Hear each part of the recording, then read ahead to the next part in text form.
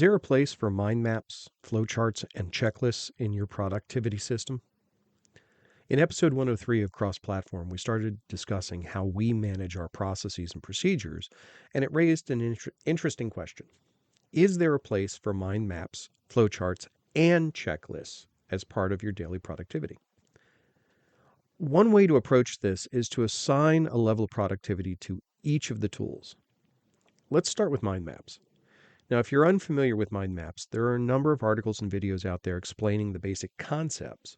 But in a nutshell, a mind map is a visual representation of ideas and information and how they relate to each other. So why does this have a place in your system?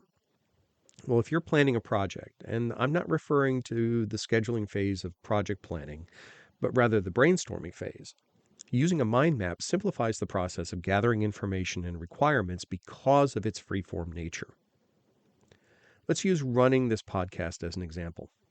When putting together a podcast, there are many things that need to happen, the least of which is the actual recording. There's script writing, editing, publishing, promotion, analytics, and so on. Each one of these is part of the overall project, but also stands on its own when it comes to need and procedures. This is where mind mapping can be so useful.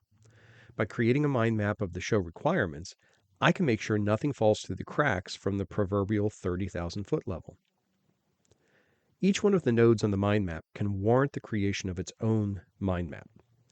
Thinking about promotion, for example, you have social media, website, YouTube, Spotify, and more as avenues for getting the podcast out into the wild.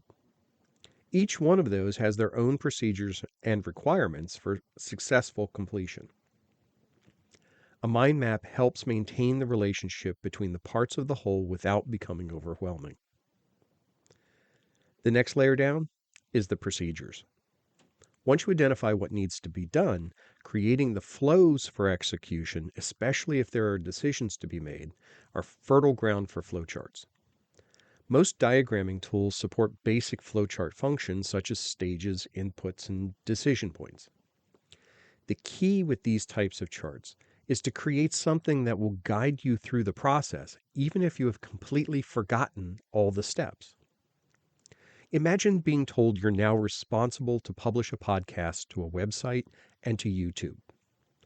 Having a flowchart of the steps, including decision points, not only can prevent mistakes, but also remove anxiety around executing the tasks at hand. Flowcharts can be modified as tools and needs change while still maintaining the core structure and overall goals of the workflow. Putting these into your productivity system means you no longer need to be concerned about the missing steps. The final layer are checklists. These are the bread and butter of process management. Checkboxes, strike-throughs, and status fields all work to ensure all the items that need to get done get done. I recommend a high level of granularity when it comes to checklists, as it's often the smallest step in a process that gets missed, and it causes problems. Checklists work extremely well as extensions of flowcharts and workflows. Let's use our YouTube publishing example.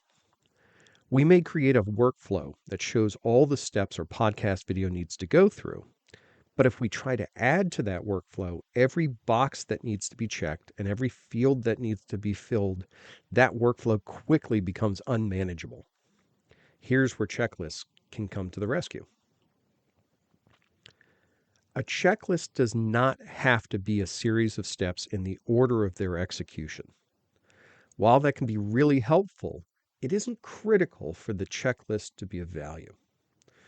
For example, if you create a checklist of items to pick up at the grocery, organizing the items on the list into their locations in the store may increase your efficiency, but just having the list goes a long way to avoiding forgetting anything.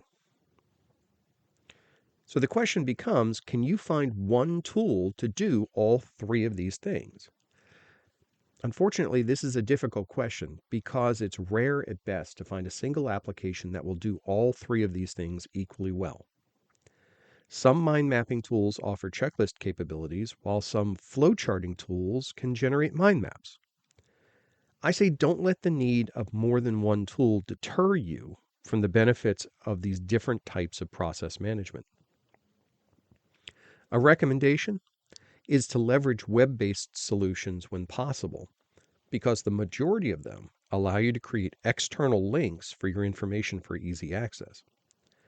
If you're using a web-based checklist tool and create a link to your checklist to add to your workflow, you've already simplified your process management. Take time to get familiar with these types of tools or work with someone who has had experience putting them to use, and you may find that you've got a far better grasp on your projects and procedures in very short order.